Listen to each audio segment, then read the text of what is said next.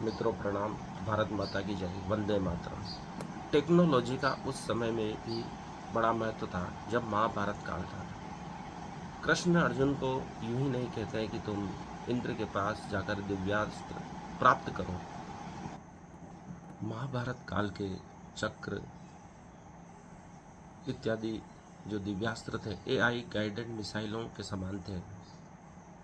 वह अपना कार्य करके वापस लौट आते थे, क्योंकि कृष्ण को मालूम था कि शत्रु सेना बहुत विशाल है और पांडवों से ज़्यादा उनके पास महारथी है, तो उनसे युद्ध करना बिना तकनीक के संभव नहीं है, तभी विजय प्राप्त होगी।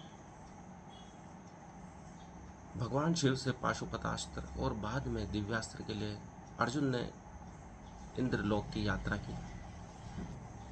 महाभारत काल में भी तकनीक का बड़ा महत्व था। जो सबसे ज़्यादा उन्नत तकनीक से लेस होगा वह विजय प्राप्त करेगा। जरासंध बार बार मथुरा पर आक्रमण करता था। जैसे ही कृष्ण सुदर्शन चक्र लेकर, जो परशुराम जी ने दिया था, मथुरा में जाते हैं और तुरंत जरासंध को हरा देते हैं। तो यह तकनीक का कमाल था, क्योंकि जरासंध बहुत शक्तिशाली था और कई बार आक्रमण करने में सक्षम था। वह स्वयं तकनीक से लैस था, उसका वध नहीं किया जा सकता था। मारने के पश्चात भी वापस उसका शरीर जुड़ जाता था। तकनीक के कारण ही वह अनेक राजाओं को बंदी बनाकर कारावास में डाल चुका था। 100 के लगभग राजा जैसे इकट्ठे होते तो वह अजय हो जाता और पूरी पृथ्वी का शासक बन जाता। कहा जाता है कि शाल्व के पास एक विशाल विमान था, जो एक बहुत बड़े नगर के समान था, जिसने द्वारका पर आक्रमण किया, क्योंकि चारों तरफ से समुद्र से सुरक्षित द्वारका है, पर युद्ध इतनी आसानी से किया नहीं जा सकता। पर शाल्व के पास तकनीक थी। एक विशाल नगर के समान विमान लेकर वह द्वारका पर आक्रमण करता है और कहते हैं कि कृष्ण लगभग मूर्छित हो चुके थे उनके आक्रमणों से। बलराम ने उन्हें जगाया, फिर सुदर्शन चक्र के द्वारा उन्होंने उस विशाल नगरी को तहस नहस किया और क्रोधित होकर उसका वध कर दिया। भीष्म पितामह भी देवलोक से कई दिव्यास्त्र प्राप्त करके आए थे। शाल्व को उन्होंने कई बार हराया था। चूंकि वे जीवन दान दे चुके थे, इसलिए हरा देते थे और छोड़ देते थे। हम जिस क्षण जो घटना घटती है वह अत्यंत महत्वपूर्ण होती है, पर हम उसका महत्व नहीं समझते। वह क्षण बीत जाता है, अवसर बीत जाता है और हम पछताते रहते हैं। कृष्ण अर्जुन को यही समझा रहे हैं। कृष्ण अर्जुन को यही समझा रहे हैं कि यह जो समय उपस्थित हुआ है सबसे महत्वपूर्ण है। इसमें छोड़कर जाने जैसी बात नहीं है, तपस्या का मार्ग अपनाने जैसी आवश्यकता नहीं है, बल्कि इस क्षण से युद्ध करने की आवश्यकता है, संघर्ष करने की आवश्यकता है।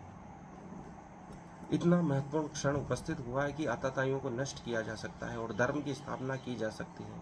इतने अधर्मी लोग फिर इकट्ठे नहीं हो सकेंगे, फिर इन्हें एक साथ मारना असंभव हो जाएगा। ये खुद नष्ट होने के लिए यहाँ एकत्र हुए हैं और अर्जुन तू मोहग्रस्त होता जा रहा है। ये जो बिखर जाएंगे तो इन्हें ढूंढ ढूंढ कर मारना, नष्ट करना कठिन हो जाएगा।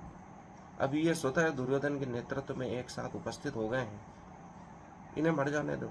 ये पहले ही मरे हुए हैं, इनको मारा जा चुका है मेरे द्वारा। विराट रूप में कृष्ण ने ये अर्जुन को दिखा दिया था कि ये सब पहले ही नष्ट हो चुके हैं। इनकी मृत्यु नहीं हो रही है, बल्कि इनका उद्धार हो रहा है। राक्षसों का सबसे बड़ा संहार भगवान श्री राम ने किया था। परम वीरता के प्रतीक भगवान श्री राम उस युग में थे। प्रभु श्री राम के भय से बचे कुचे राक्षस पाताल में छुप गए थे। पुराणों के वर्णनानुसार वे आज भी पाताल लोक में ही हैं। रामायण काल में राक्षसों का बड़ा आतंक था। पृथ्वी देवताओं सहित भगवान विष्णु से प्रार्थना करती है कि रावण सहित उसके भाइयों का आतंक इतना बढ़ गया है कि जब वे चलते हैं तो पृथ्वी थर थर कांपती है। ऋषियों का तपस्या करना दुर्भर हो गया। वे देवताओं का आह्वान नहीं कर सकते हैं, उन्हें भोग नहीं चढ़ा सकते हैं, यज्ञ नहीं कर सकते हैं। विश्वामित्र जो स्वयं क्षत्रिय थे पूर्व काल में और महान योद्धा थे ऋषि होकर भी, उनके यज्ञ को भी छिन्न भिन्न राक्षस कर देते थे। इसलिए प्रभु श्री राम ने विश्वामित्र के समय से ही राक्षसों का वध करना प्रारंभ कर दिया था। लक्ष्मण भी उनके साथ में थे।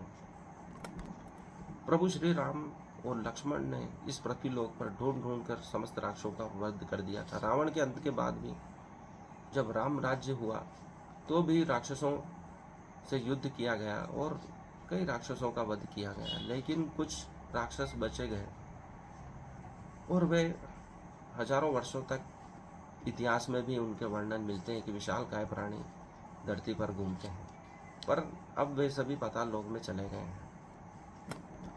प्रभु श्री राम ने राक्षसों का वध एक अभियान के रूप में पूरे जीवन काल तक चलाया, जीवन पर्यंत तक चलाया।